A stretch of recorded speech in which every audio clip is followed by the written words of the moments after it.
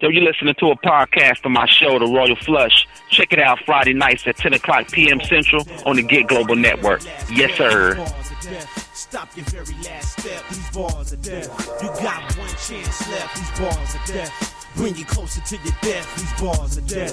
Take your very last breath. These bars are death. Stop your very last step. These bars are death. You got one chance left. These bars are death. On the behalf I'm of in myself, the mood. Beat the cook. 450 degrees of the hottest shit that you heard. Yo, what's up? You're listening to James Fort and the Royal Flush. And I'm here tonight on my topic, trap versus rap. Who's winning? Who's losing? And I got my guest tonight from my Tri-State family, Kerry McGee, Brother Stick in the Water. What's up, famo? What's good, J4? Man, we chilling, man, on the Royal Flush with Royal family, talking about royal things, doing big things for the 2016 and beyond, man. Just wanted to welcome you to the platform. Thanks a lot, man. Appreciate it. Much love to you, man. And big ups on your grind down there, baby. You know, and I see you. I see you from the west side. Already, baby. San Diego in the house, y'all. Yes, sir. Yes, sir.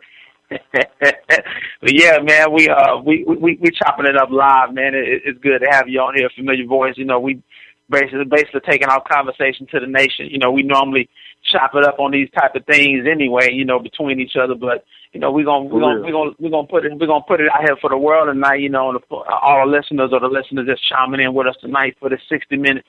You know, like I did say, the topic today is trap versus rap. But you know, even though we have a topic, we still hit on a variety of things within this hip hop game or music genre that we call hip hop or rap or you know anything kindred to the genre itself. You know, so I just wanted to get the OG's insight. You know, on a couple of things, man. So I'm just gonna spark it off, man, with shouting out the Tri-State fam, of course. You know, John Boy, Kerry McGee, which K-Mac. You know how we do it. Me, James Ford. You know, Ticket of Grace, so forth. You know, everybody, all the honorary people that put together this spectrum that we call Tri-State music, man. And it's not just us as far as the family members, it's anybody that's involved in anything that we do, you know. So that's why I want to bring you on here and just get some of your insight tonight, man. Appreciate it, man. You know, we go way back, you know, like two flat tires on a Cadillac, man. And like I say, Jay, when I first got into the music game, man, you know, somebody had to show me. And I didn't know jack nothing about nothing, you know. So it was a learning experience to actually do the projects that we did. You know, of course, we put out 5 projects, you know, with Tri-State. And it was a learning experience for myself personally, you know, and you know, doing it with you guys, which were family members, made it even better to learn, you know, and go through that process of understanding the business side of it and understanding, you know, how to put your music truly out to the world, you know. And I say that by saying we went national and also international with the music we did put out. And if they wonder what we're talking about, we say Tri-State fam, Tri-State records, Tri-State music. If y'all ain't got to go get it, you know, I think we live on iTunes. Is it iTunes, Reverb, right? Yeah, Reverb Nation. We on Reverb Nation.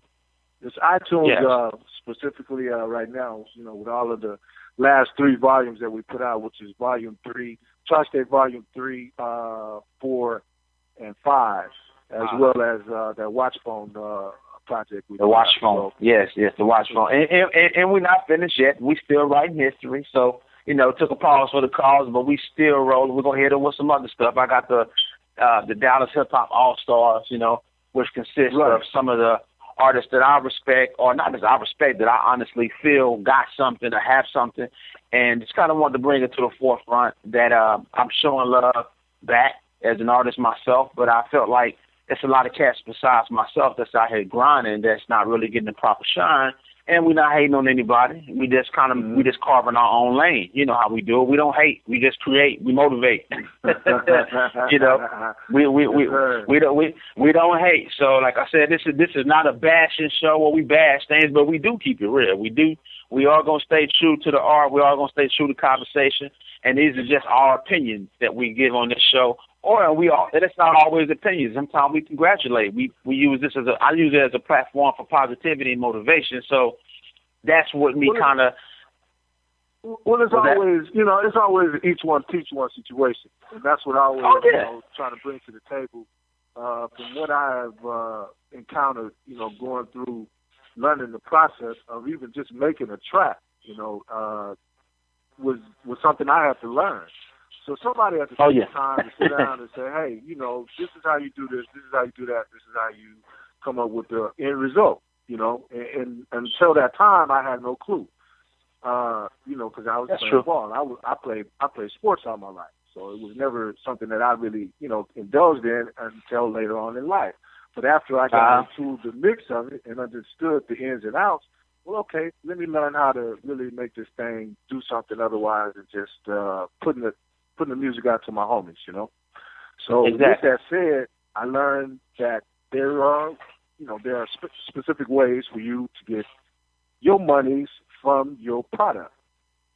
I agree. And if you don't understand that process, then, you're spinning your wheels, really. Yeah. And that's another thing, too, like I said, the topic that I chose, trap versus rap, really is not on a battle type tip. It's just now when you specifically say, and I don't mean to cut you off, and when you specifically say trap versus rap, I don't see it as a trap versus rap versus anything. I say to each one is own. If you like the music that you like, then that's what you do. You do it. That's what it is. It's the topic of conversation, and I use it in those terms, just because we live in that era of exactly pros and cons. But we give that option for you to have your opinion, or to like I said, I use it. I use it in those terms of saying what is your opinion on this versus your opinion on that. How is this more effective? How is this hurting? So it's just I love that topic of it because it kind of leaves that door open for people to make a choice, and just a topic of conversation. And I look at it like this. I say that when somebody says that word trap to me, it's kind of like saying nigga. We redefine what the meaning is in a certain sense, Right, so when you look at somebody saying they trapping in a certain sense, I don't think it's always relative to the dope game. I think a lot of it means that, hey, I'm taking that same hustle mentality that you would when you are hustling or you are peddling, and you bring it to a new forefront. You're like, you know what? I'm going to redefine this. So I'm trapping. It's kind of like, it's kind of like that term hustling. Hustling was normally a derogatory word when you heard most people heard you say it if they didn't understand, how you meant it. When you say I'm hustling, oh, really? You don't know? I don't mean I'm working hard. I'm working hard to overcome my opposition. So I'm hustling. It's kind of like the underdog. It's like an underdog statement. And terminology does change, from era to era. So that's what you're saying is a total, head on, because if you look at the word thug, at one time it was the worst thing in history. Exactly. And if you look at the word pimp got glorified in the 80s. Oh yeah. You understand what I mean? So therefore, you're talking terminology and actually regions, or neighborhoods. Or I agree. Culture. With everything. Yeah. Exactly. The funny thing about it, what I always say is that in this music game that we call rap or hip hop, we got different slurs for the two. Because you tell people hip hop and they think hip hop is a variation of rap, and in actuality, hip hop is the culture. Rap is a branch off the tree of hip hop. I tell people all the time. I say, listen, all things related to rap is not hip hop, and vice versa. I said hip hop is the culture. Hip hop is the way of life. Hip hop has other elements in it that makes it hip. Hip hop is like I said, it's the tree. Rap is a branch. Rap is just a piece of it. But rap is the popularized part of hip-hop that everybody is familiar with. So when you talk about rap, it doesn't always relate to hip-hop, if that makes sense, because rap is more relative to pop music these days because it's popular. Right. So you take phrases like twerking. You got Miley Cyrus twerking. You got Justin Bieber walking with his pants down.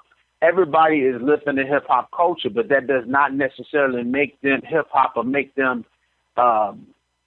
that doesn't always make those advocates of hip hop. Hip hop is really just a terminology. You got love in hip hop, and there's really no hip hop on that show. That gets me. I'm like, what is love in hip hop? And this is just it's ratchet mess, But everybody uses that terminology because it's so popular to associate yourself with that word. Hip hop is going to get views. It's going to get. And back in the day, don't get me wrong, and even now, when you say the word rap or hip hop, it's almost like, oh yeah, that's the cool thing to say. That's the cool thing to do. Right. So now trap has become the new term to just roll with. You hear people say, "Hey man, it's trap style," or "This is trap rap," or right. I heard somebody say, "Man, I'm in the trap," and I'm like, "You're in the trap." They're saying I'm working hard. I'm at my job, but they call the job the trap now. I'm like, wow, right? Really? Right. So we redefine the word trap now. That's what I mean. The terminology changes, and it could be applied to the likeness of, just like you say, you're a hustle, and the whole thing it is, we are the culture that twists words. I just want to let it be known that we twist words, okay? We apply them to applicable instances to where most people don't even get it. They fall off the tree, be like, well, what do you mean by that? Well, if you look at it, hip-hop is based on metaphors. Metaphors is what hip-hop came from. It came from the origination of MCs talking metaphorically about what they saw, which was news. Which was news, my brother. It was broadcasted like the evening news. So it wasn't somebody saying, okay, well, I'm just going to come up with some words, and I'm going to make a rhyme, and I'm going to put them out and make a beat behind it. No. It was because the people on the evening news wasn't telling the story of what was going on in our neighborhoods. Okay? And we found a way to broadcast it because you look at a lot of the things that was going on before rap came in. You still had Curtis Mayfield still talking about the street life, still what's going on in society, and you had Marvin Gaye, well, what's going on? It's just they took, like you said, they took it to a new stance to where, like you said, each generation has a different way they put their own flip and spin on things. And believe it or not, in the next couple of years, somebody's they're already doing it now. They're already doing it. Rap already has its different variations right now. You go to UK and Europe, and they got their own twist the way they do their thing with it. Dude, I heard some Indian rappers, man. And they already got the little roll of the tongue. You know what I mean? So, I mean, it's not about. I say it like this, man. Like I said, to each his own. We all love music as a people, as a human being. I love music. I don't like all genres of music, but I grew up loving music. Your great-grandmother, my great-grandmother, was a pianist. Wow. I don't know if you knew that, but that's I didn't know that. So okay, well, that's in her whole lifetime that I saw of her, she listened to music. So it's in the genes. It was something that that I love listening to old music. I listen, like you say, Marvin Gaye and Sam Cooke, and the list goes on. But it's a certain music that you can stand to listen to that you like so well that you can't get enough of. And that's true. Hip hop for me started with the Ghetto Boys. Yeah. Wow. That's big. Because truly, Truly, I say hip hop. I was always, into rap. You had, way back. You go, further back than that. We talk about Sugar Hill Gang and all of that. But I'm just saying, for me, when I really got into it, it was the Ghetto Boys. Yeah. Wow. They were MCs to me, and that made a difference. Being a true MC versus MC can tell a story, man. A rapper can rap, but a rapper can rap all day and rhyme words together. Exactly. But an MC actually is a visionary. He can actually take words and take you somewhere with him. The master of the ceremony means that the microphone controller. That's who who's the man that's on the show that can take. You know, and that's another thing, too, I tell people that it's a lot of rappers, but they're very far and few MCs because you have to be gifted to be an MC. You have, like you said, Kay, you got to be a wordsmith. You have to be a poet. You have to experience some form of life to be an MC. Anybody, I mean, a lot of people can rap, but everybody's not an MC that raps. Exactly. So yeah, man, you know, like I said, I'm a to each his own person. I don't, you know, say my music better than your music, and I like this, you know. That. I like West Coast. I like East Coast. I like Dirty South. I like, you know, like a little new school, a little older stuff. You know, and to me, I think it depends on the mood that you're in too, and how it speaks to you. Like I tell people all the time, I said, I don't, as much as I want to be closed-minded to some stuff that's not my style, but I've opened my mind up because I rolled down the road a couple of times and played some country music. I'm like, whoa, I'm not into country, but that's a good song. Good music is good music. And I honestly said that a couple of times, like, wow, I really like that song. I'm not into country and western, but a good song is a good song. That's how the music makes me feel. But I draw inspiration from a little bit of everything. And that kind of comes back to my trap versus rap topic, is that I feel like right now today, when we want to break it into twos, like Republican and Democrat, you know, right now I'm looking at the Grammys and seeing Kendrick Lamar win, come out real big, seeing Drake winning, coming out real big. I'm looking at the so-called rap side of the trap style rap is my second segment I want to hit on. And you see a lot of quote-unquote street-style rappers feeling like the trap style is on its last leg as far as when you're talking about the hardcore lyrics, the gun talk, the drugs, the mistreatment of women, you know, the different things that's been around since the beginning of time. It didn't start with rap music or trap music. I just want to get you to reiterate a little bit on that. How do you feel with the radio clog and a lot of these mixed messages that they're putting in the so-called trap-style rap music, and what do you feel like, you know, where it's going right now today? Well, I say this, man. To me, I don't listen to the radio a lot enough to really give an opinion like that. I would say this. Yeah. When I have listened to it, it's more cookie cutter to me, because all of the music pretty much sounds the same, you know, to me, in a sense that the true nature of music is not in it anymore. It's more synthesized, and you know, I grew to kind of love music on an instrumental basis. I kind of worked with a band for like 12 years here in San Diego, Royal Crown. Brothers. We were live. You know, our band was live, so we had instruments that, you know, actually played the music that we did. So it's more of what you really like, you know, and that's what I say. I'm not a real synthesizer type person. I like, you know, true music, you know, and that's true. Instrumentation and just you know, not the whole thing being made off of a keyboard. A keyboard, yeah. And I think that's what a lot of, when I look back into what I did hear about Kendrick Lamar's To Pimp a Butterfly album, is that kid had a lot of live music on that album, man. That's what it takes, brother. Let me tell you something. It's just, you know, a little info. We actually did a show for, here in San Diego, we did a show for Humpty Hump. And Digital Underground. Digital Underground. Yeah, Shock G. And we opened up. So our live band opened up the show. Wow. Thumping. I mean, we going hard, you know?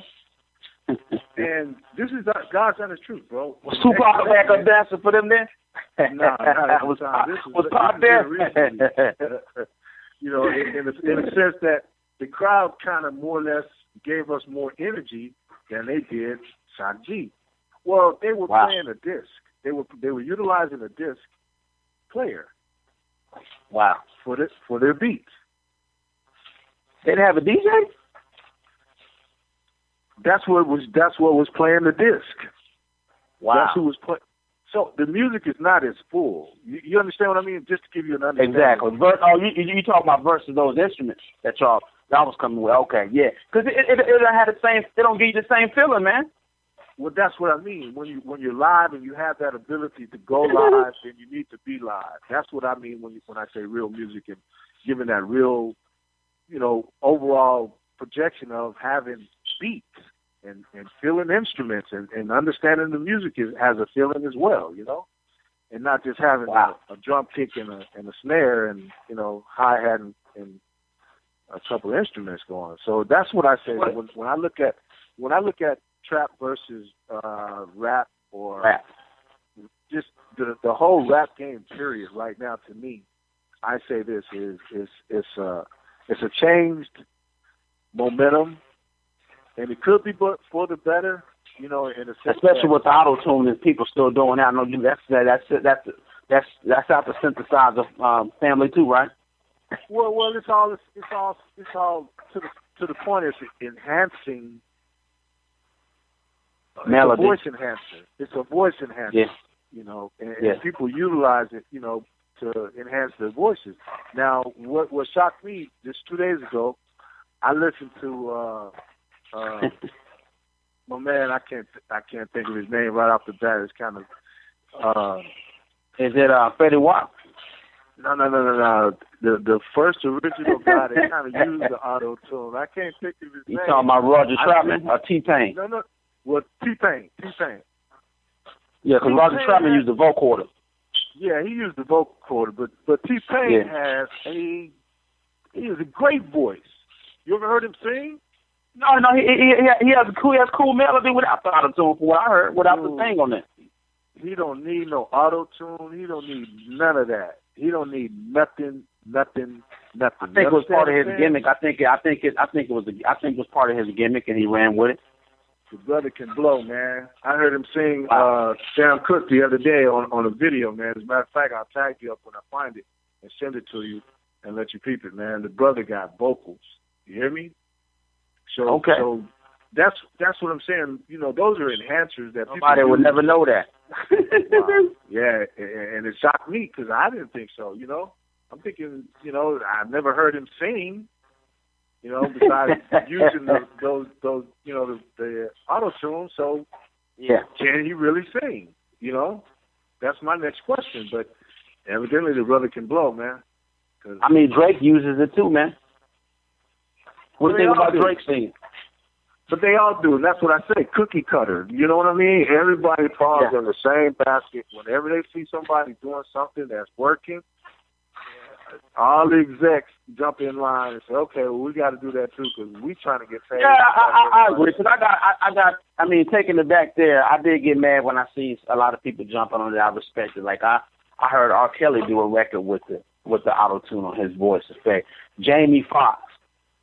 Yeah, they all did it. It's like I mean, these cats do it. I just can't see Ron Osley doing that. I can't see Stevie Wonder doing that. I can't see, as much as people dog him out, Keith Sweat. He sounds like he got auto-tune all in his throat already.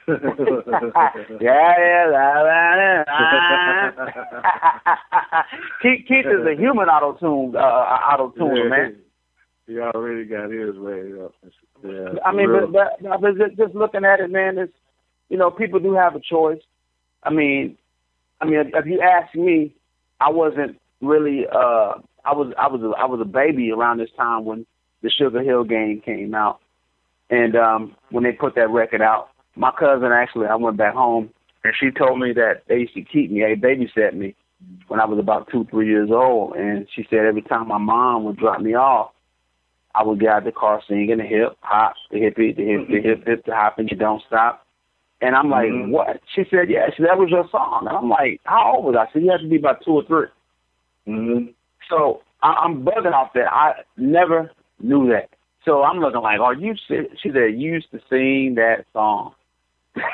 So it tripped me out because when I listen to it, I'm catching it and I'm like, okay, so that was already in me. But when I listen to the Sugar Hill Gang, and it let me know how diverse that hip hop could be because that was basically Chic's record, right? Yes. Good Time? Okay. Yes. They took it, and damn near, I don't know what the difference is. They said that it was a little bit different in the pitch and this and that. It sounded like the same record to me. I think the only difference with Sugar Hill, they probably sped it up a little bit. Well, see, you never know. That's what I try to, also enlighten people on. And I didn't know that. I'm sorry, I didn't know that the co-founders of Chic, they sued them. They sued them for like 99% of the royalties, dude. Wow. 99% of the royalties, they sued those guys, man. And Sugar Hill said that that album sold close to 14 to 100 million records worldwide, and they pretty much Chic took 100% of the royalties. Wow. But it took me back to what you were saying, because you were saying about the instrumentation and just doing your. And I'm thinking like, wow, I'm like, maybe it was so primitive back then. And I know a lot of rappers rapped and came and didn't really have money to buy equipment and buy instruments and things like that. But right. I'm looking like, you telling me maybe they couldn't have heard it, been inspired by it, and made something maybe in the same realm of it. But I'm like, maybe it was so primitive then. I mean, how sick would it have been for them to go to the brothers in Chic and like, yo, that record, Good Time, we feeling that. Can y'all give us some up into that same tune, that same melody? I know they would have freaked something for them. I don't know what the price tag would have been. I don't know what the price would have been, but I'm like, wouldn't it have been easy just to get Chic to just funk something up for them? But see, that's where you gotta also understand too is hip hop started in the basement, and majority of those cats wasn't looking to get no legal rights or get no legal rights to even the tracks they was using. So it wasn't kind of like today, like a mixtape, right? Like, so our brother can just get your beat and go do a whole new song over if you want to. I mean, I'm a lot of it. That still happens today, though, right? Brother, jacking for beats was said for a reason. It wasn't just somebody come up with the terminology. One of my favorite records. I told somebody the other day, I said Ice Cube Jacking for Beats was the first mixtape track that had a video for it, and that I remember. Hey, K, what did he say? Give me that beat, fool. Full top jack move. Hey, Cube say, even up your. Hey, what Cube say? Even up your down with my crew. Yo, with Jack they beat too.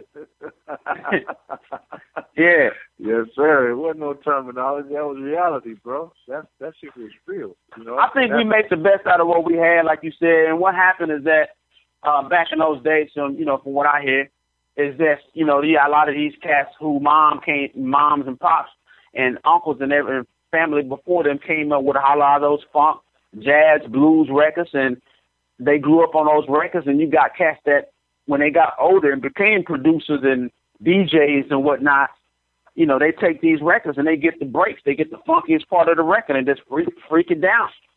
And like you said, Kate, they get these cats to start talking about their stories or what they did for the day or whatever they've been through, and they use that break beat to just talk that stuff. And somebody looked at it and said, you know what, we can make some money doing this, because I think disco was on its way out the door, right? Well, and that's the break of between disco and rap becoming a mainstream, because R&B was the mainstream. Exactly. R&B was the real GOAT in the house. You know what I'm saying? The greatest of all time. So all the R&B singers were on top. All the R&B bands. You got Cameo, Perfunction, Lakeside, and the list goes on.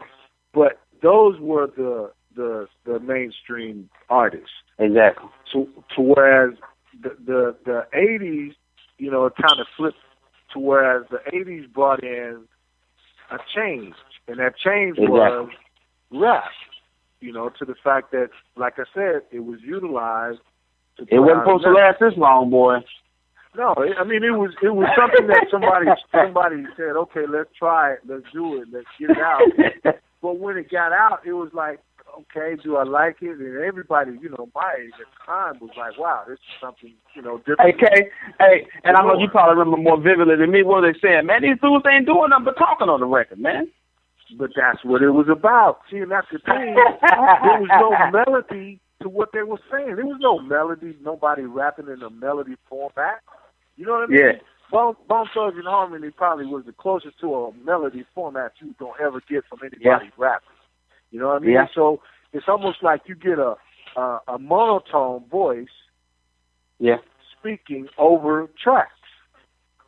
Well, nobody was saying, okay, we're going to make $100 million off of that, you know? They were like, hey, let's have some fun with this for a while, and, and let's just, we ain't going to make no money from it, but we can rock a couple of shows with it. Well, the DJ was the original rapper, if you want to really look at it. Exactly, the DJ, which would do parties, they would do chants, okay? And when I was in college, doing, the fraternity chants, that's how we would hype the party is with the chants, okay? So those chants turned into metaphors, lyrics, rhymes. You see what I mean? Because the roof is on fire is the first motherfucking chant I ever heard. Hey, and then just throw your hands in the air and wave them like you just don't care. That was next. Okay, I'm telling you, that was next. That was, I'm telling you, the original was the roof. The roof is on fire. We don't need no water. Let the motherfucker burn. So that was the beginning. That's part of the origination of where the rapping over music came in, because the DJs would chant through the parties. I heard some records too, man. If you probably recall, where James Brown had some breaks to when he was rapping. Well, James Brown was a rapper. All the musicians. Because James wasn't singing on everything, was he? But he was kind of talking, wasn't he? He talked, he walked, he did it all. You know what I mean? But I'm just saying, to the fact that if you think about music, music is poetry. Poetry is said. Poetry is said. You understand what I mean? So 2 Chainz is poetry too. If you want to look at it in that aspect. No, okay, you're not trying to rev you up, man. I'm messing with you. I'm trying to throw a little salt in there. How good. Like I say, man, I listen to some 2 Chainz that's got a fat ass beat behind it, Man, listen, I tell people all the time, I say, in the mix of everything, man, I like to hear a little ignorance every now and then. I do. I ain't gonna lie. I like a little ignorance every now and then. I do. Like you said, we got the right beat on it. It's variety, bro. You gotta have variety. But we know how to get out of it, Kay. That's the difference, though, man. Like I was saying, man, I can appreciate a good trap song and know that I don't live my life behind some words, versus 11-year-old or 10-year-old that's listening to Young Jeezy or listening to Rick Ross and thinking that it's a career behind those words. That's another thing I was capitalizing on. Like, hey, listen, this is just a song. This is, we can differentiate it. Me and you, we're to the point to where our brain works at a point to where we know that's just entertainment. And where do you draw the line, with a lot of these records that we hear on the radio? Because, don't get me wrong, music is not supposed to raise your kids. Music is not used to build society. At the same time, if you're going to take time to do this art that we do call music, it's not going to hurt to drop a gem in there every now and then. Well, you got to speak knowledge and wisdom, man. That's what I always, always said that I didn't like a lot of profanity on the volumes that we put out, because what if someone you want outside of the normal genre of people that are listening, what if you want someone elderly to listen to your music? Do you think they would listen to it? That's true. So the reason I say that is because there was one rapper, MC, I call him MC. There was one MC that I said that superseded and transcended against the odds of having everybody from 8 to 80 like his music. And that was Tupac Shakur. Yeah. He crossed all genres, bro. That's what I think a real artist is meant to do. And it's funny you say that, because I look at Kendrick Lamar like that now. I think of him as the new. I don't compare him to Tupac, but when I saw him get that Grammy, and I listened to the music that he put out, I said, okay, this guy kind of came out, established himself. The first album did pretty good, but I recall people getting down on Kendrick Lamar because his first album, you remember this album he did go on Grammy for, the first single was called I Love Myself. Right. And remember he did it with the Run Isley beat? I love myself. Yeah. Had the instrumentals behind it. And when I heard it, I remember people just saying, like, I don't know if that's a song I want to hear from Kendrick Lamar right now. I love myself. That's cool, got a good message, but it's like it rubs people the wrong way. And then I heard him say with the second song he did, what was We Gonna Be All Right? When he's talking about the police brutality and just the pressure we go through as black people. And I remember people saying he's preaching too much. So I'm like, okay, so you got Kendrick Lamar preaching too much, but at the same time, you got 50 Cent that's been around, and I'm just making it. I'm not dropping no salt on Fifth. I'm just trap verse rap. Then you got Fifth been around in the game for the business since 2000 or so, 15 years in, and you see him still getting sued for putting people's baby mamas on camera, catching cases, filing for bankruptcy because he's in a position to where, still doing some of the same stuff he's been doing. And I'm like, how do you get somebody that's been in the business for maybe 3-4 years deep, one album in, 2 albums in now, and it seems like this kid gets it. He's not at the label, he's not at the iconic level of 50 Cent yet. But I'm like, it's a difference, man. I look at things like that. I'm like, man, are you in it for the money, or are you in it for the message you can get across and the accolades that can come across if you're making good music and you stand things that you actually believe in? I don't think it's just preaching. I just think there's so much going on in the world that somebody got to speak on it. And I think a lot of these rappers, when we talk about MCs, a lot of these rappers chase the limelight. They chase the money. They chase the fame. They chase the success. And that, my brother, is what's going to take the genre to the left, if you ask me. That's what trap versus rap is. It's like, okay, we can do it this way or we can do it that way. Republican, Democrat. I'm not saying one is better than the other, but I'm saying if you don't choose right, then the feedback, what you get out of that is Donald Trump running the country. Hey, you can make the choice you want to make, but make sure that you make the right choice. Because if you make the choice you want to make, you got to live by what the results are. You got to live by it. You got to live by those choices that you take. And I think it's like that with anything. I look at the people that's being praised in this music business, man, and it's not always the guy with a message. And it's so good to see somebody win that's actually saying something. Exactly. Well, that's the whole thing. That's what touches people is awareness. When you awake people and give them information of awareness and make them think about things that otherwise they wouldn't be thinking about, that's the whole perspective of conscious music. Listen to what you said too, Kay, and intervene real quick. You said older people that's non-black, people that's not hip-hop. You got music lovers that like and you got the message. It's going to go longer, like you said, what Tupac did. And when I looked at when Kendrick Lamar won, I said, yo, you had these people of different music genres, age brackets, ethnicities, had to sit down and listen to this album and say, hey, this is the best rap album right here. Right. That had to be a beautiful feeling because Kendrick Lamar didn't have to get up and protest like Kanye West to get all eyes on him. He's like, yo, I'm going to just do what I do. Either they're going to appreciate it or not. I don't make music to win awards, but hey, if they happen to get the art, so be it. I'm going to take it. And everybody ain't got to do the rant. I see Kanye West, my brother. I see him ranting so much for what he want people to feel and what he want people to buy into. And I'm like, dude, we only rooted for you because we felt like you were the underdog. Now you get that fame and success, it goes to your head.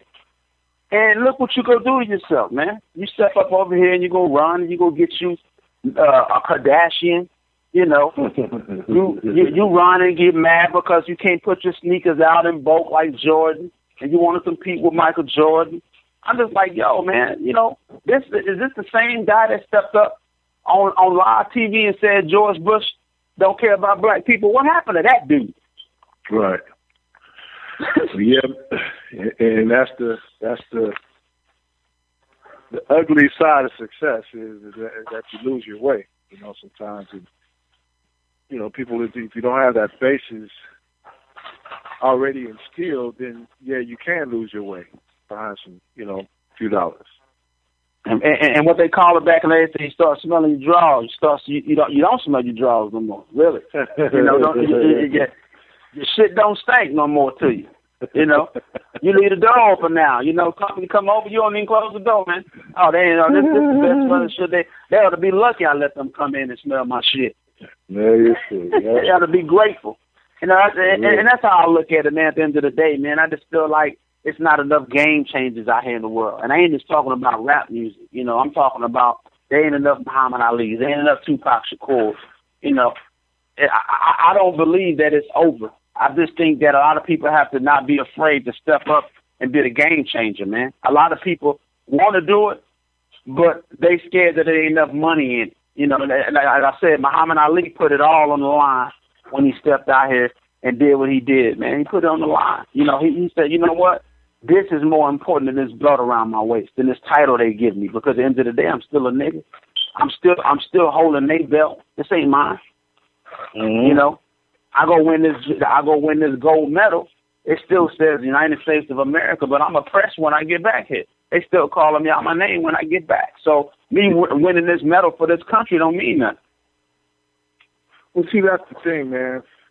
You know, you got, like I said earlier, you got to do it for yourself and do what you do to the fullest. Yeah. So that way you ain't emulating nobody, you ain't sounding like nobody, you ain't, you know, cookie cutter. You know, I use that word, but it's the truth. That's where a lot of cats try to get in, is that they figure, okay, well, he got paid off for sounding like the easy route. Let me go sound like auto-tune so I can make some money. You know what I'm saying? And that's the whole thing about it. And now you get, well, you can't tell who from who, can you? Everybody sound the same. Man, you know, it happened. It happened back in the day a couple of times. But back then, man, it's like you didn't get any respect from sounding like the next man. Now, if you sound like the next person, it's a good thing. You may be able to get a record deal or a situation out of it if you do it right. You know, I mean, clones are winning now. You look at it, man. Nobody wants nothing real these days, man. You know, they want what's going to sell. You look at reality TV. Reality TV is nothing real, man. It's all made up. It's all synthetic. But you can't even get a good documentary or anything truthful on TV because everybody want to see live. That's what sells. They want to see the fake ass. They want to see the fake hair. They want to see the fake jewelry. They want to see the fake house. They want to see the fake car that you don't own. And then they call it reality. It's all a stage, man. You know, the whole world is, I don't know if you ever noticed, everybody thinks they, at some point in time, really would like to be in movies. Never took an acting class, never read a script, but they want to act. But see, that's the thing is, everything is not a movie. You don't hear no music, you know, playing behind you when they're shooting at you, running out, you know, down on the corner. So this is not TV. This shit is not TV. This, like you say, reality is TV. That reality show TV. That's stage. Okay. Yeah. You know, so I say it like this, man. If you got a script and you got to read it and you got to stay within the script, that's not reality. Yeah. That's stage. I mean, you know, and that's why you get everything you see is a fight. You know what I mean? Yeah. It's entertainment, man. And I mean, I look at it and I say, man, people just want to be entertained. They don't want the real deal no more. They want to be entertained, man. People just want to be able to laugh, and people just want to be able to. They want to be able to admirize and lust over what they know they can't have. That's kind of why you got the Powerball and lottery and all this stuff. You know, they make more money off the believers and the dreamers, man. That's how they make their money. And music is the same way now. When I look up and I see these trap videos and these videos where you got the kingpin, I'm looking like, dude, if you're making that much money, how do you find time to go to the studio and write about it? I just want to know that. I want to know if you in the streets so heavy like you do it, why do you miss money just to go record and get a small smidget of what you can be making if you out here really slinging birds like that? Because the music don't pay like a dope dealer gets paid. I'm sorry. I mean, I never sold dope before, but I can imagine people that's really getting it off the boat, like they say, and they rapping bricks every day. I'm like, man, why would you leave that job to come work at McDonald's? But let me just hit you to something, man. I don't know. Ooh, I'm watching the NBA. I don't know no dope dealer ever in history of my lifetime. I'm boiling some. I got some baking soda and B12 and a little something on the stove right now, man. But look here, I don't know none of them that's gonna broadcast say news, bro. I got a little something on the stove right now while we talking, baby. I'm cooking up right now. What you talking about? You figure deal me, but I'm saying, all in all, bro, you don't broadcast that. That ain't something you gonna tell nobody. Why you gonna tell anybody? So that's a false sense of. That's your limitation, brother.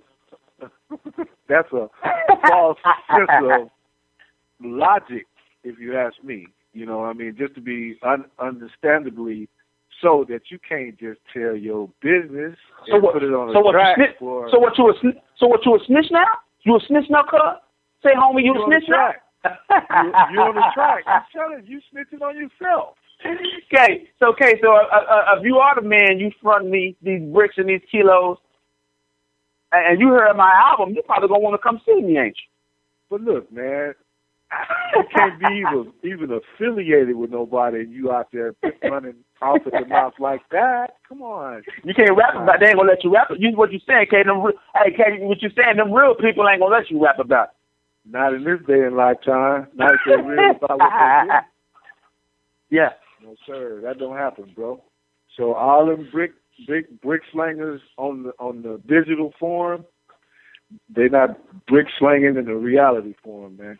It ain't happening. I thought about that. I said, because whoever your connect is, you just went platinum, so that means you told 1 million motherfuckers what you doing out here.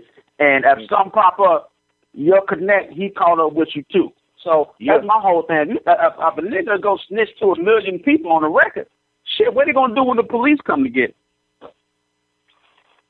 Dude, you can't go out like that, man. So that's why I don't give it any credence. I don't give that music any credence because it's all pipe dreams, you know. It's the digital age of the digital gangster, digital drug dealer, digital thug, whatever you want to call it. You know, everybody get big balls when they get on the internet for some reason. I don't know what that is. Should they give motherfuckers that liquid courage, or I should say that technical courage, to say and do things that they really don't do normally in life. Wow. Yo, did I say that? Did I say that right? I think you said it best than I done heard it. I'm gonna tell you this though, man. If that's what you call being a trap star, then I'm gonna let y'all boys have it, man. Because I'm gonna say this: what I'm doing on the end of my phone ain't for you to know or for you to find out. You know, for all I know, I just make happy music. I don't even talk about what I do in my real life. I just make music to make you move and make you dance. So if I had 100 kilos coming through my back door, I'd be damned if I talk about it on the record. That's all I'm gonna say. You know. Well, yeah, I just feel like that's business. That's business. You know, and and to say that, you know, I say it like this. I plead the fifth, Your Honor. Yeah, if you want to broadcast your news, that's you. But just know that just like you putting that shit out there, that shit can come back to haunt you. Because it's documentation of what you do. You speaking on it. You speaking on it. So the speaking of reality becomes court information or what is it? Yo, let me check your passport. You getting it through Mexico like that? Let me. Hey, put his name on. What's his name? Put that guy's name. What's his name? Yeah, pull him up. Let's see what we got on him. He got any cases? Oh, he got a case back in '93.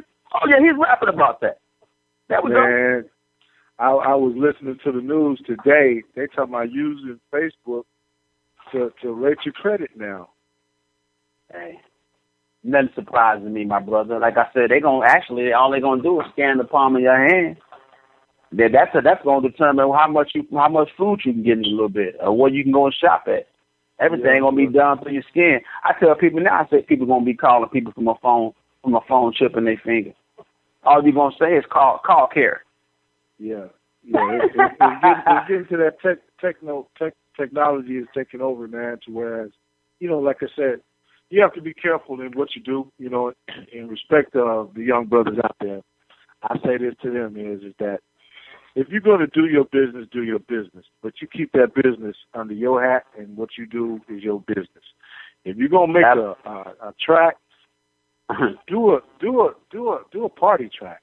Okay, do something that's conscious. If you're going to wake somebody up, make somebody aware of something, make them aware of knowledge, wisdom, understanding. Even if you just drop a bar or two in there, man, that's all I say, man.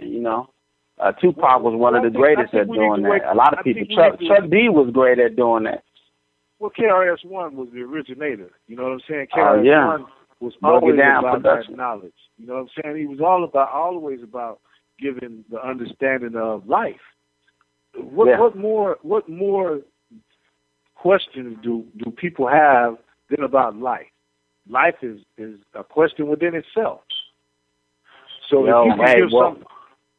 if you can give some understanding to what life has brought you through and giving you, give that back to somebody, because somebody's looking for that guidance. Somebody's looking for that understanding of what the hell is this?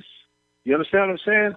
Because most people come in life and they go through it and get to it. They 70, 80 years old and it's over. And what have they done? Nothing, because nobody woke them up. Nobody say, hey man, enlighten yourself. They ain't got no Social Security or no 401k for trappers, man. Well, I tell you like this, brother. I tell it to you like this, man. Ask Rick Ross and Frank Lucas, man, where his pension is, and being a dope boy. Well, that's it's played out, man. That you either go to jail or you wind up on 6 feet. So I say this to the game, man. It's nothing easy either way you go, on either side, because a lot of the people that I knew in that game are not here no more. And it's not a rapping either. They never put an album out either, did they? Well, you can't hit the reset button, bro. It's a done deal. You know what I'm saying? Like I said, ain't no music playing out there. It ain't no theme music behind you when you walk up and shit. And you get caught in a trap house, and the dope boys run up in there on you and they jack you for your shit. So that's a real trap. If you want to call trapping is understanding that you're in a literal trap to either get caught by somebody running up taking your shit, or the police coming in and jacking. That's why they call it a trap house, right? That is because it's one way in and it's one way out. One way out, bro. Been there, done that. You understand what I'm saying? In a simple way, just to let you know, understand that. So that's why I say that's the trap. If you want to really look at it, in a sense, is that you can't go out the back door, because the back door is bolted down. You understand? Yo, I said it on my song, Playing the Sea. I don't trap, dog. I just rap, dog. I'm a rapper, man. That's it, man. I mean, we all do a little fabricating every now and then of what ambitions that we have in life we want to be, man. But when it comes to kicking it out here, kicking it to the public, man, I just can't do it, man. Even if I did live that life, I'd be damned if I included it in my music. But I'm gonna tell you this, man. I'm gonna cut to this, man, before we show a little love to one of the artists on my compilation coming up, man, that I'm affiliated with through Prodigy Records. And it's called it's a song called From Mexico, and it's by an artist named Lou Sloan, featuring Young Nation, and we'll cut to a quick interlude, real quick break. You listening to the Royal Flush with my guest K Mac, Kerry McGee, Tri-State fam, y'all. K Rose, kick to that.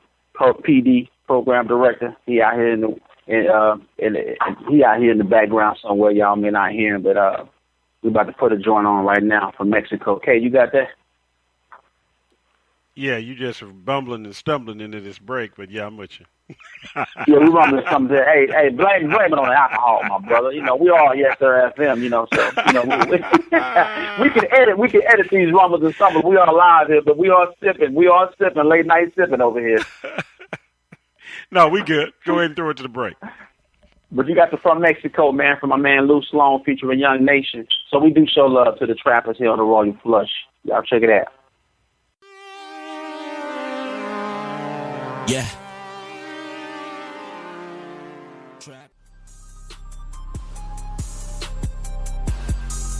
Pour this drink out. Oh, they heard that.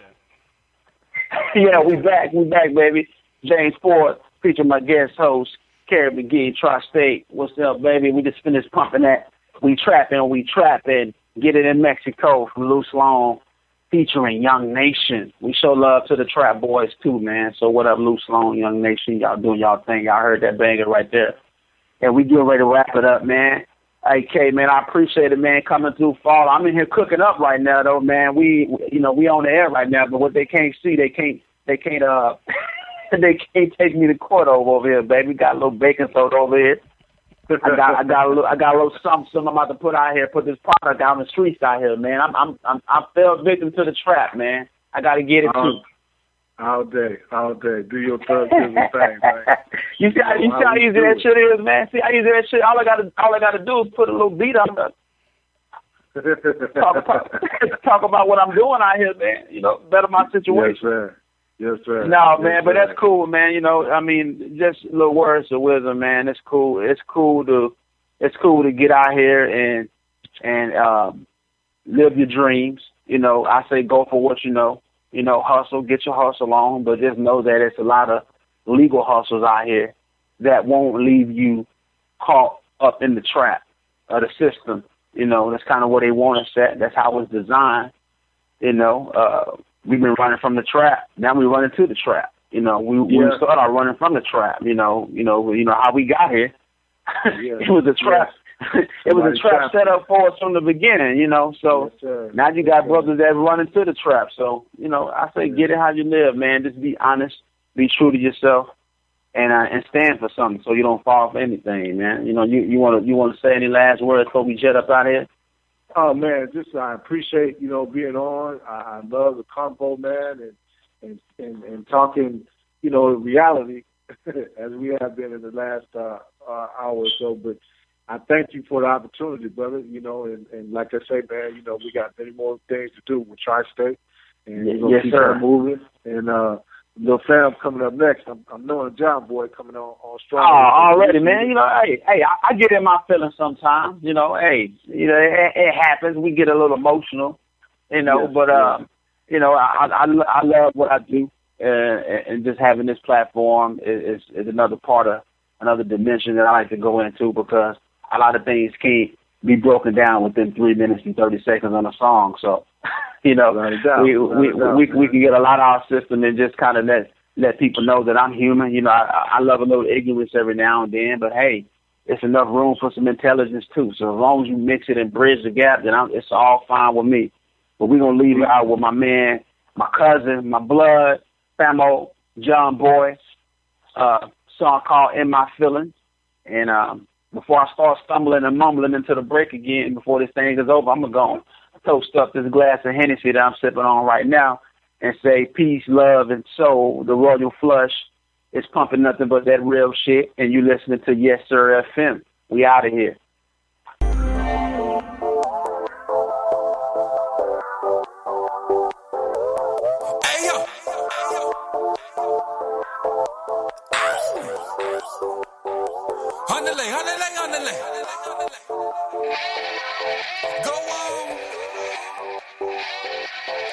Hey, what's up? You just listened to a podcast of my show, The Royal Flush. Check it out live Friday nights, 10 o'clock Central Time. And check out the replay Saturday night, 10 o'clock p.m. Central Time on the Get Global Network. Yes, sir.